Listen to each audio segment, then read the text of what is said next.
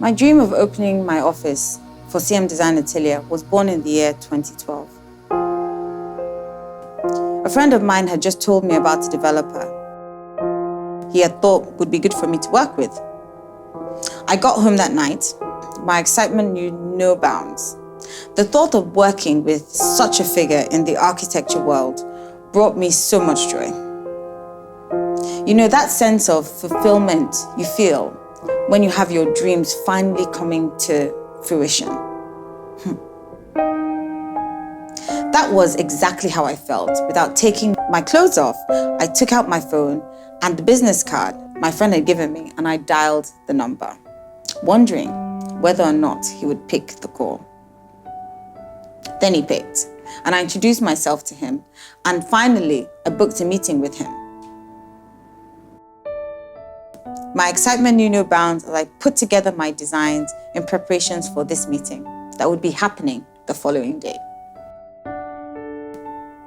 The following day, I arrived at his office early enough to enable me to settle before the meeting. With my head up, shoulders squared, I headed into the office. I met with the receptionist, told her why I was there, and she offered me a seat.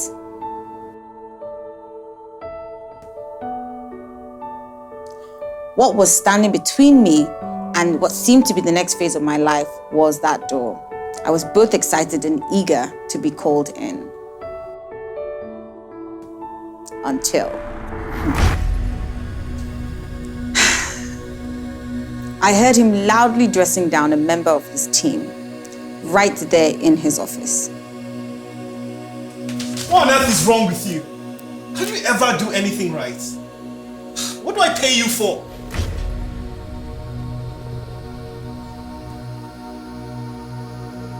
I thought to myself, this isn't going to be good. A few minutes later, I was called into his office. I stepped into the office and the atmosphere was clearly very tense. He was looking quite flustered.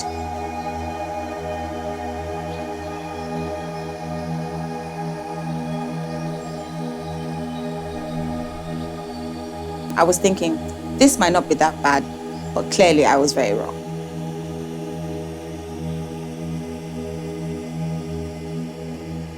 He paid no attention as I introduced myself. However, I didn't let that distract me. I began showing him some of my work.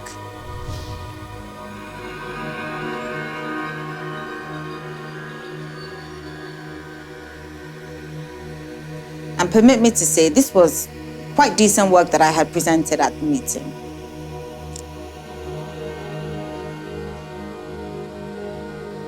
After laying out my designs in front of him, he went. So these are mere visuals. How would they be realized? Without mincing words, I informed him that I would be supervising the works on site. Then he went again. So how does a woman supervise work on a construction site?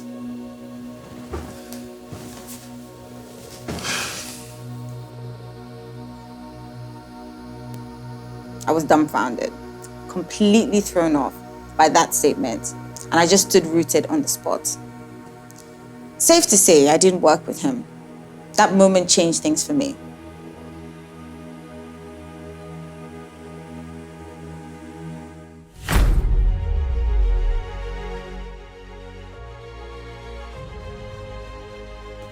Four years later was the grand opening of my work, Maryland Mall.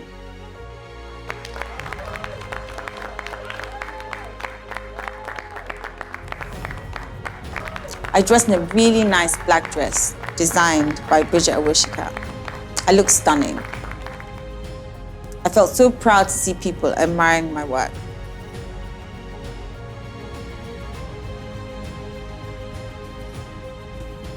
I felt on top of the world.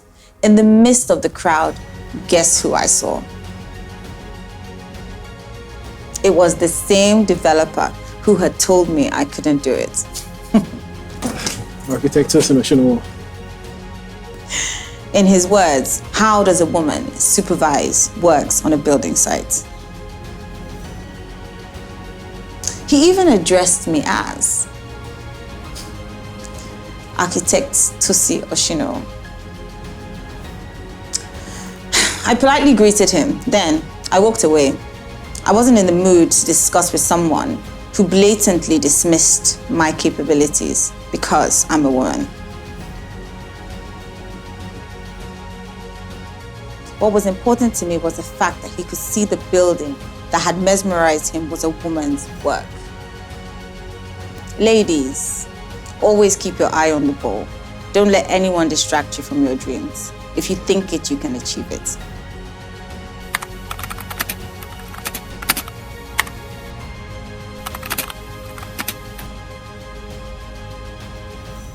Under 40 CEOs.